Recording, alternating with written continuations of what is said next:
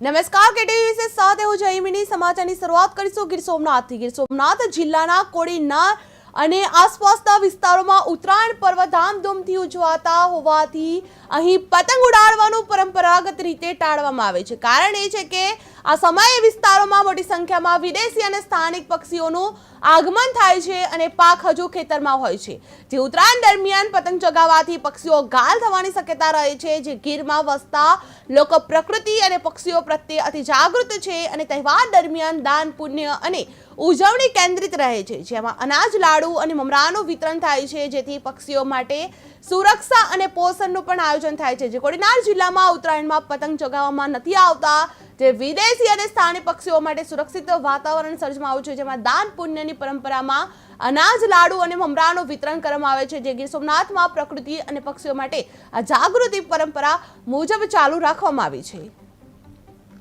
સવજીભાઈ ગોહિલ, કોડીનાર। આજના દિવસનો જે મોટામાં મોટો દાનનો પુણ્યનો દિવસ છે અને પતંગ અમે ભાદરવા મહિનામાં ઉડાડીએ છીએ, જેથી કરીને રાજા મહારાજા પણ હવે ભાદરવામાં જ ઉડાડતા। પક્ષીનો અત્યારે બહુ સારું છે કે પક્ષીનું કંઈ તકલીફ થતી નથી અને બધું વ્યવસ્થિત છે અને છેક ભાવનગરથી દ્વારકા સુધી પતંગ રાજા મહારાજા પર ભાદરવામાં ઉડાડતા, ત્યારે પક્ષી હોય નહીં ને એના માટે બહુ સારું છે ને આ પતંગ ઉડાડે એટલે પક્ષીનો પણ ઓલું થાય, નુકસાન થાય, એટલે અમારે ભાદરવા સિવાય કોઈ ઉડાડતા નથી અને ભાદરવામાં જ ઉડાડવું જોઈએ। ભાદરવામાં અત્યારે અમે દાન પુણ્ય ઉજવણી કરીએ છીએ। અત્યારે અમે બધાએ અત્યારે નીકળ્યા છે દાન પુણ્ય લેવા માટે, દાન પુણ્ય કરી અને મોટા મોટા મંદિરો ગરીબ માણસને બધાને અત્યારે દાન પુણ્ય કરીને મોટા જમાડીએ છીએ અમે।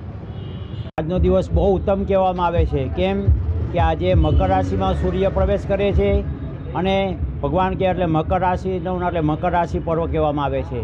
તેમજ આજે 2026 તારીખ છે 14/1/2026 એટલે પર્વ છે।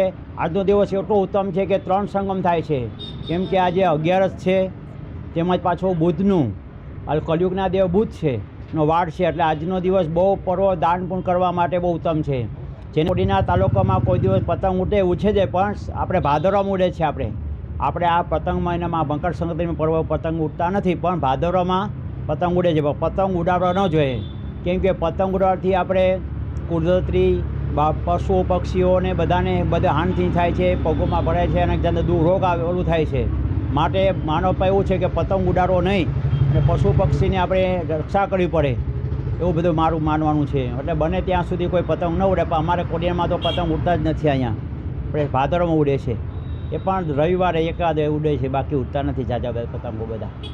આ વિસ્તારની અંદર હું માનું છું મારી ઉંમર 50 વર્ષ ઉપર થઈ છે, કોઈ દિવસ આ વાતાવરણની અંદર કે મકર સંક્રાંતિની અંદર ક્યારેય પતંગ ઉડતા મેં જોયા જ નથી। કોડીનાર, ઉના એટલા વિસ્તારની અંદર પતંગ ઉડતા નથી અને એ આનંદની વાત પણ લાગે છે, કારણ કે અહીંયા પશુ પક્ષીઓને કોઈ જાતનું કોઈ નુકસાન થતું નથી અને હવામાન પણ એ પ્રકારનું હોતું નથી કે જેથી કરીને પતંગ ઉડે, એવું આ વિસ્તારની અંદર છે। અને આ બધી અહીંયા અમારે પશુ પ્રેમી અને પક્ષી પ્રેમી લોકોય ઘણા બધા છે। એક એવી શરૂઆત કરવાના પ્રયત્નો થાય છે, પતંગો વેચાય પણ છે અને પતંગો ઉડાડવાનો એક મોહને કારણે ખાલી પતંગ ઉડાડતા હોય 2-4 બાળકો, એમ આ બધું જોઈને એમ બહારનું